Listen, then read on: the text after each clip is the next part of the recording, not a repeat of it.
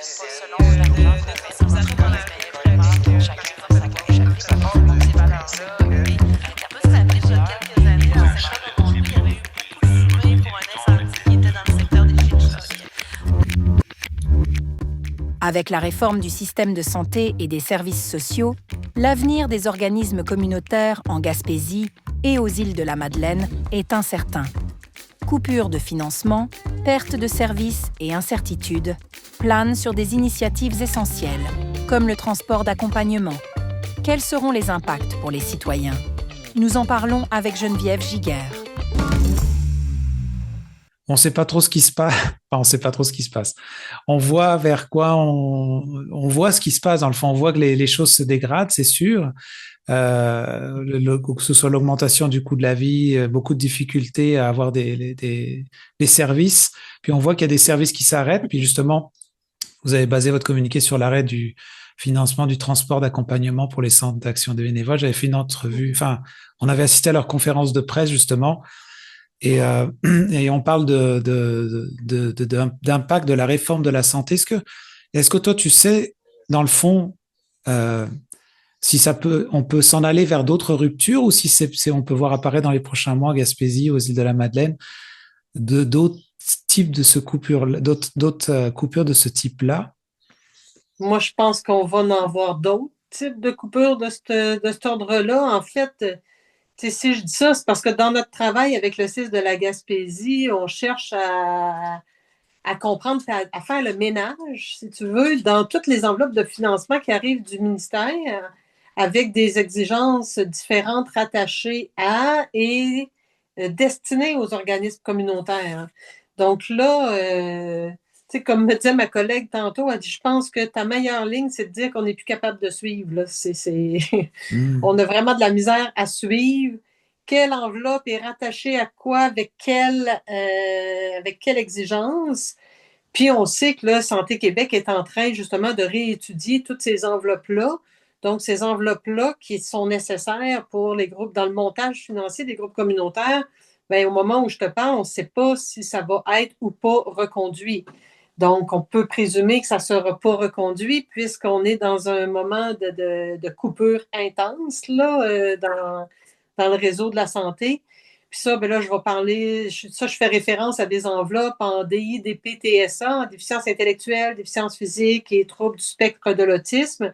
Il y avait des sous là, liés au répit. Puis à la consolidation, là, celui sur la consolidation, je pense qu'il est reconduit. Celui sur le répit, on ne le sait pas. Mais tu as vu, ça va tout avec le on n'est plus capable de suivre personne. Là. Tout l'argent sur la proche aidance aussi qui a été alloué à plusieurs groupes communautaires, là, qu'on parle autant des personnes âgées que des personnes qui ont des problèmes de santé physique, mettons comme l'OCPAC, mettons, ou les groupes en santé pour les personnes handicapées. C'était des sous qui étaient disponibles pour eux autres dans les 2-3 dernières années. Puis là, on ne sait pas s'ils vont l'avoir ou pas. Donc là, faire des montages financiers pour ton année prochaine, là, au 18 mars, quand ton année commence le 1er avril, c'est difficile. Tu sais, vas-tu l'avoir, l'avais-tu pas? Donc, on ne sait pas. Même chose, même scénario pour tout l'argent violence, là, qui est destiné aux maisons d'hébergement, aux centres de femmes, aux hommes aussi qui ont des problèmes de violence. Donc, on ne sait pas. Parce que quand le 6, par exemple, dans cet exemple-là, si eux, ils coupent dans ce service-là, pour pallier à cette perte de service, est-ce qu'il y a des organismes communautaires qui vont se retrouver avec cette responsabilité-là, ou c'est qui doit prendre ça en charge au final? Mais en fait, l'argent dont je te parle là, c'était des sous que les groupes communautaires avaient. Ah, OK.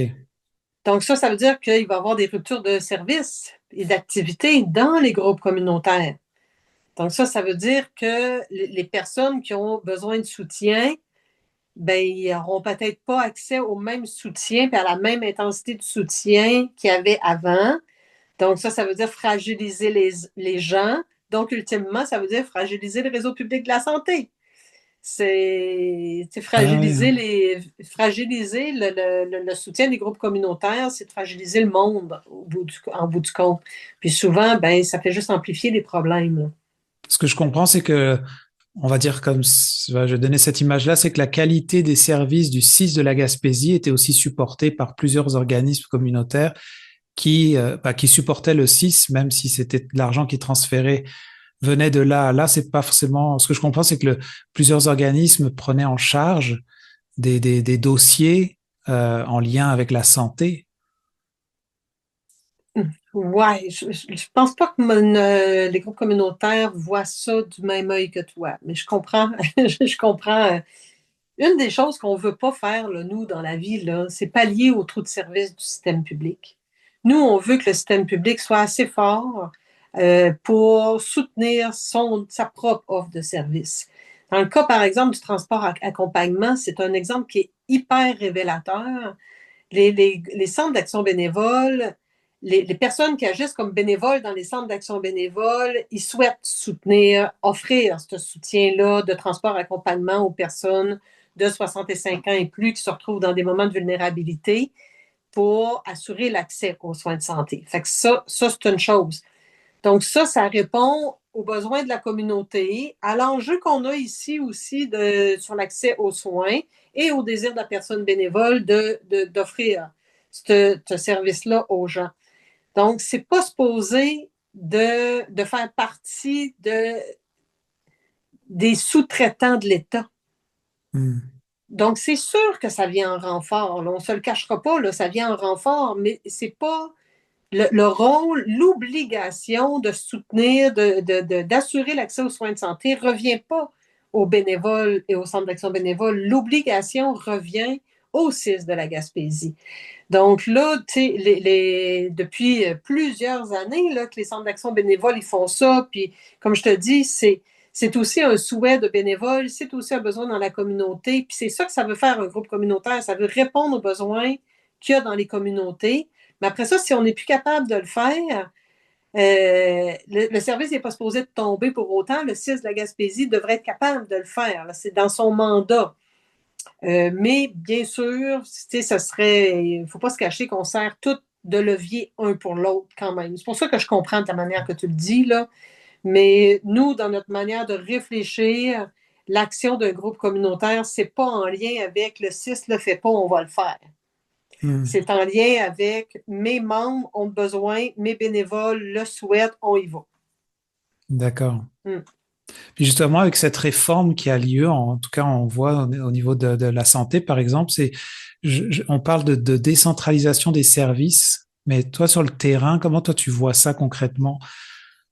Moi, je ne vois pas ça du tout. De toute façon, ce que je vois ici, c'est que le CIS de la Gaspésie, on va reprendre l'analogie qu'on a utilisée pendant la pandémie, est en train de construire l'avion en plein vol. Fait qu'ils ne savent pas trop ce qu'ils s'en vont non plus. Ils ont des consignes du ministère au compte-gouttes. Là, juste les enveloppes de financement auxquelles je faisais référence là, 2 minutes là, avec toi. Je veux dire, le CIS de la Gaspésie voudrait bien nous donner des réponses, ils n'en ont pas. Ils ne savent pas. Donc, on est juste sur du mou. Puis, non seulement ils n'en ont pas, mais ils n'ont pas non plus de capacité de prendre des décisions.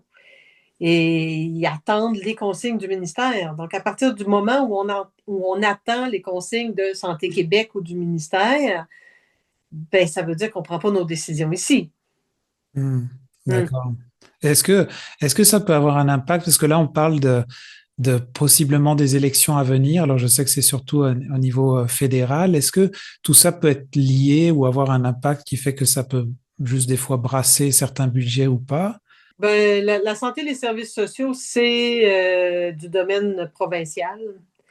Il y a, tu sais, avec le fédéral, en ce qui nous concerne, il y a des enveloppes de financement qui passent par le fédéral et qui viennent vers nous, mais sont généralement autonomes du CIS de la Gaspésie, par exemple.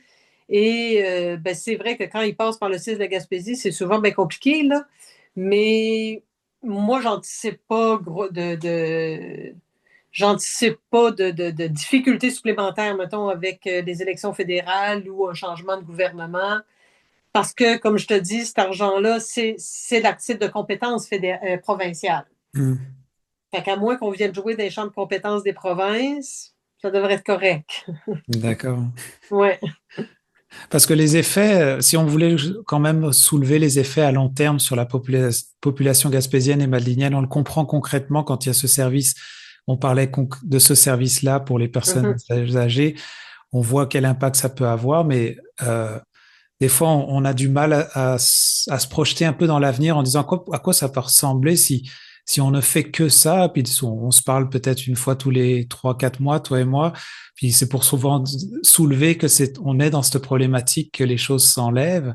Mhm. Donc comment est-ce que comment est-ce que toi tu vois ça pour les mois à venir? Comment qu'on peut se donner du pouvoir là-dessus? Ah, c'est peut-être ça la question. Ah, c'est bon parce que je sais que tu parlais de tissu social fort et une solidarité en Gaspésie qui est quand même forte et que Mhm. peut-être il y a cette tendance, on va dire, tiens, on nous enlève ça, il y a des organismes qui vont essayer de supporter des choses, même si c'est comme tu le disais, c'est pas votre rôle, Mhm. mais C'est pas notre rôle, puis en fait, on cherche surtout à pas s'affaiblir avec nos réseaux publics qui s'affaiblissent. Euh, oui, la solidarité est forte dans nos milieux, c'est vrai. C'est vrai qu'on est tissé serré, qu'on se parle beaucoup, qu'on se soutient beaucoup. C'est vrai qu'on a aussi du cœur au ventre et beaucoup d'imagination et tout ça, c'est des grandes forces. Mais là, dans l'État, moi, ça fait comme 20 ans là, que je suis là, et je trouve que de plus en plus, plus notre système public s'affaiblit, plus les groupes communautaires se retrouvent dans des situations qu'ils ne savent pas, puis que peut-être d'instabilité, là, tu sais, c'est... Donc, plus les groupes ont tendance à se replier sur eux, puis s'assurer de se maintenir en vie, tu sais. Puis de se maintenir en vie pour soutenir les gens qui sont dans des difficultés qui augmentent aussi, hein. On l'a déjà dit, la pandémie a donné un coup d'accélérateur sur des problèmes sociaux qu'on voyait, mais puis des problèmes aussi avec nos instances gouvernementales et tout ça qu'on voyait déjà, mais que là, ça s'est beaucoup amplifié. Euh, on a un enjeu de retrouver, de renforcer l'action collective, là, qu'il faut pas. En tout cas, nous, on travaille le plus possible à ça, renforcer l'action collective. On pense que si on peut sauver notre peau chacun de notre bord, là, mais ça va pas durer longtemps. ok. Parce que Hum. le gouvernement, il parle souvent bah, ils font des réformes, à les entendre, c'est pour améliorer Ça marche l'efficacité. pas. C'est ça que je voulais avoir. C'est quoi si tu avais une opportunité de présenter une solution directement aux décideurs, toi, tu leur dirais quoi? Parce que dans le fond, si les réformes marchent pas, vers quoi il faudrait s'en aller? Je pense que le pire des scénarios, ça serait de s'en aller vers le privé, puis j'ai l'impression que c'est cette voie-là que les différentes réformes pavent. C'est comme s'ils nous montrent que les services publics ne fonctionnent pas, fait qu'on va utiliser d'autres choses, on va aller dans le privé. Euh, on a juste à regarder nos voisins du Sud, là, puis regarder l'écart entre les riches et les pauvres qui existent, là, c'est préoccupant, puis je pense pas que personne veut s'en aller là, puis je pense pas qu'on anticipe ça à ce point-là quand on imagine que ça pourrait être une solution. Maintenant, moi ce que je rêve, c'est d'avoir, je sais qu'on est endetté, là, on a des milliards de dettes, là. On a fait des drôles de choix, on élit des gouvernements, ou bien des gouvernements d'affaires, ou bien des gouvernements de médecins là, dans les dernières années, là, ça ressemblait à ça. Mais tout le temps, on veut couper la santé, les services sociaux et l'éducation. C'est comme si on envisage ces deux gros rôles de l'État-là comme étant une dépense et non pas un investissement. Donc, moi, ce que j'espérerais, là, c'est qu'on accepte collectivement de se faire confiance, mais pour ça, il faut qu'on rétablisse la confiance avec nos gouvernements d'hommes d'affaires qui investissent dans des Nordvolt qui font faillite en Suède. Tu sais, il y a comme du cynisme là, qui embarque là, avec ça. Là. On n'aime pas ça. Mais si on pouvait avoir confiance qu'on s'en va tout, qu'on rame tout dans le même sens, on s'endetterait encore plus. Et la réforme, là, si on s'endetterait encore plus, ça serait pour faire une réforme financée. Parce que là, c'est pas vrai que ça n'a pas d'impact sur la population, la réforme qu'on a là, là. Ça en a, on le sent déjà, puis les coupures sont même pas encore à la hauteur de ce qu'ils voulaient. Mais on accumule des années et des années de coupures. Donc, moi, je pense que ça sera un investissement vraiment important pour la santé de la population que de créer, de renforcer l'égalité sociale, hein, de lutter contre les inégalités sociales. Puis ça, ben, ça passe par l'éducation, l'accès à l'éducation, l'accès à l'action citoyenne et l'accès aux soins de santé et à un tissu social fort qui prend en charge les différents besoins d'une communauté. Fait que moi, je pense que si on sortait les sous dont on a besoin pour le faire, rapidement, c'est l'inverse qu'on verrait. Parce que notre monde serait renforcé, notre monde pourrait se prendre en charge, notre monde aurait une santé mentale moins inquiète. Quand tu es inquiète de ne pas être capable de manger, ça l'atteint ta santé mentale. Quand tu n'es pas capable d'aller chez le dentiste, ben tes dents, c'est ta dignité, c'est aussi ta santé, ça crée plein d'autres problèmes de santé. Donc, moi, c'est sûr, on essaie de contrer les effets des coupures au lieu de construire quelque chose de fort pour notre monde. Mais il faut qu'on se fasse confiance, puis c'est ça l'enjeu. Là. On n'a pas confiance en la bonne intention. C'est particulier. Je faisais des entrevues avec d'autres organismes où ils existent parce qu'il y a une problématique sociale, mais que dans l'idée à long terme, c'est qu'ils viendraient à ne plus vraiment et complètement exister. Peut-être juste un phare qui veille, mais... Oui, on veut pas qu'il y ait de dépannage alimentaire. C'est pas un projet de société, ça, de donner des dépannages alimentaires. C'est un projet de société de ne plus avoir besoin de donner de dépannage alimentaire. On veut que tout le monde mange. On est au Québec quand même, ça va bien, là. Donc, donner des dépannages alimentaires, c'est d'accueillir des gens qui sont dans une détresse, là, qui sont dans une détresse qu'on ne veut pas les voir dans cette détresse-là, là. Ouais, je lisais il n'y a pas longtemps une phrase qui faisait réfléchir justement sur qu'on était le seul mammifère à pouvoir vivre sur la Terre, il faut qu'on paye. Et dans le fond, que le niveau de stress que ça apporte aux individus, là, tu parlais justement pour pouvoir manger, avoir un toit, sécuriser notre famille, tout ça. Ouais. Ça avait déjà un impact social très, très, très fort, mais qu'après, quand on place ces individus-là dans justement des gouvernements qui pressent ou qui serrent de plus en plus la population en enlevant des services ou des choses comme ça rajoutait encore plus j'ai cette impression, là, tu le nommais, j'ai comme compris que tu le disais aussi, là, mais qu'il y a comme une volonté, on dirait, une stratégie gouvernementale de s'en aller vers quelque part.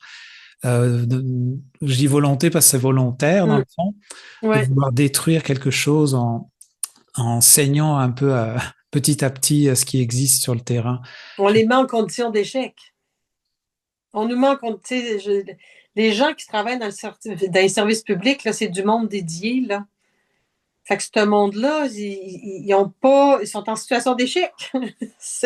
Parce qu'ils n'ont pas les moyens. Il y a quelques semaines, j'entendais une femme, une médecin dans un hôpital, j'ai l'impression que c'est dans l'Anaudière, là, qui disait on lui avait donné une machine pour repérer les gens qui ont des cancers, mais repérer hyper rapidement les cancers de façon à nous permettre d'intervenir le plus vite possible pour éliminer justement le dit cancer. Sauf que la machine là n'est pas venue avec une personne qui est capable de lire la machine, une personne, juste l'accueil. J'ai personne à l'accueil de mon département de chimio, de radio. Vous allez au garage, là, il y a quelqu'un qui t'accueille. Ben, dans mon département d'oncologie, j'ai personne à l'accueil et la personne ne va pas bien. Puis il n'y a personne pour l'accueillir. C'est comme de base, là, dans la vie. On a coupé. On est rendu qu'on coupe comme ça, là. Il y a quelque chose avec notre humanité. Puis tout ça finit par jouer sur le rapport de confiance, là. Puis en plus de ça, ben, ils nous enlèvent l'opportunité de décider. Le Québec décide qu'est-ce qu'on va faire en Gaspésie avec notre argent sans connaître les réalités, sans faire confiance aux gens qui sont ici, qui sont dédiés, qui connaissent leur milieu, de faire ce qu'ils ont à faire avec les sous dont ils disposent. Fait que, moi, un vaste chantier de retrouver la confiance. Et donner la capacité d'agir au milieu. Parce que je voyais que le Rock Gym, justement, il y a un regroupement de 84 organismes, je crois, qui couvrent une variété quand même assez impressionnante de besoins, la santé mentale, toxicomanie, tout ça, sécurité alimentaire et j'en passe. Mais je me demandais, sans vouloir aller dans le concours de la Le plus victimisation, là, est-ce qu'il y a des secteurs particulièrement, pour que les gens comprennent bien ce qui est en train de se passer, qu'est-ce qui est en train de tomber? Est-ce qu'il y a des choses qui sont plus proches de notre face pour la population ne réalise pas, justement? Je parle en les, fait sur les, le manque les, de financement. Tu sais, on a comme un financement qui est protégé, qu'on appelle le programme de soutien aux organismes communautaires. Puis ça, cette enveloppe-là, là, elle est récurrente, c'est celle qui se reconduit d'année en année, puis est très importante pour nous. Mais celle-là est insuffisante. Tu sais, c'est pour ça qu'on parle de montage financier après. Donc, parmi les groupes qui, en répondant à ta question, je vais te parler de cette enveloppe-là du programme de soutien aux organismes communautaires. Je veux dire, les groupes qui œuvrent des personnes handicapées, par exemple, là, ils n'ont vraiment pas ce qu'il faut pour mener leur action, mener leurs activités auprès des personnes handicapées à l'année. Ils ont à peine ce qu'il faut pour maintenir un volet administratif, un conseil d'administration. Donc là, c'est le montage financier qui devient super important pour s'assurer, pouvoir offrir des activités puis du répit liées aux problématiques là, des personnes handicapées. Il y a aussi les maisons de jeunes. Les maisons de jeunes, ils sont en Gaspésie, aux îles, ils sont vraiment fragilisés aussi au niveau de leur financement.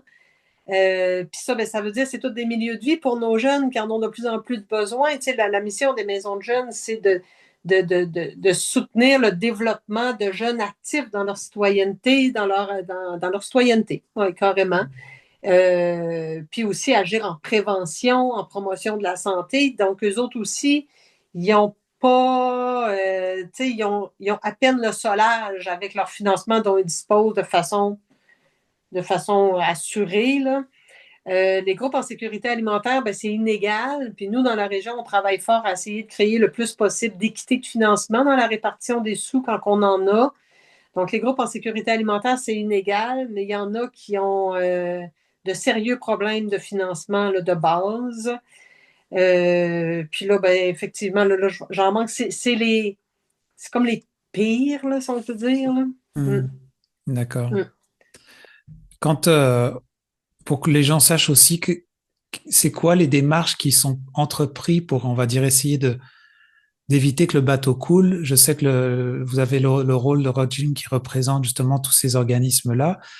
C'est quoi les démarches que vous faites pour vous faire, j'imagine, Entendre. entendre, mais dans le fond aussi, est-ce que vous arrivez d'ailleurs à vous faire entendre? Est-ce que vous arrivez à aller serrer des mains est-ce que c'est facile d'approcher, de vous faire entendre justement? Est-ce que les gens écoutent déjà? Quand je parle surtout au niveau gouvernemental, j'imagine que c'est eux qui sont concernés.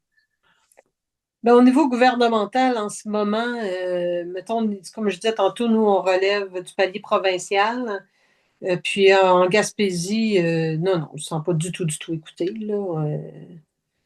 Nos deux députés sont au mieux gentils, là, c'est dans leur rapport humain, mais je dis au mieux là, parce que c'est très difficile. C'est très, tu sais, on a plus affaire à des élus qui défendent leur parti plutôt qu'ils représentent leur milieu. Moi, je ne sens pas du tout, comme j'ai pu sentir à d'autres moments dans notre vie, dans ma vie de rock gym, là, que nos députés portaient nos préoccupations, les préoccupations de nos membres à l'Assemblée nationale. Là, c'est pas ça qu'on sent. Puis en plus de ça, ben, on sent qu'il y a une réforme de santé et que nos hauts dirigeants ici au CIS savent à moitié pas ce qui va s'en venir. Ils ont plus d'interrogations que de réponses. Fait que, puis moi, ben, quand je leur pose des questions, ben, je leur rajoute des interrogations. Et puis, tu sais, il y a toutes sortes d'incohérences là, qui arrivent. Là. Là, il y a le conseil d'administration d'établissement qui est en voie d'être mis en place. Là. Ils sont c'est sur le bord de sortir. Là. Et nous, il y a un siège communautaire. Donc là, ce que je comprends, c'est que la personne doit être issue du milieu communautaire, avoir agi comme bénévole, comme employé, quelque chose comme ça, mais elle doit être indépendante. Donc, elle ne doit pas avoir été financée par le programme de soutien aux organismes communautaires. Bon, parce que lui est géré par le CIS, parce que ça le mettrait en conflit d'intérêts. Ah bon? Une des conditions de financement, pour être financé au PSOC, Mission Globale, Une des conditions, c'est de démontrer qu'on a un conseil d'administration indépendant du réseau public. Donc là, on est indépendant, on n'est pas indépendant. Tu me finances parce que je suis indépendante, mais quand c'est le temps d'être sur le CA, je suis plus indépendante parce que tu me finances. Il y a plein d'affaires de même, là. C'est ça. Fait que il y a des fois que tu fais juste lâcher, ça te tente même plus, là. Tu fais pas essayer de comprendre, tu sais, mais...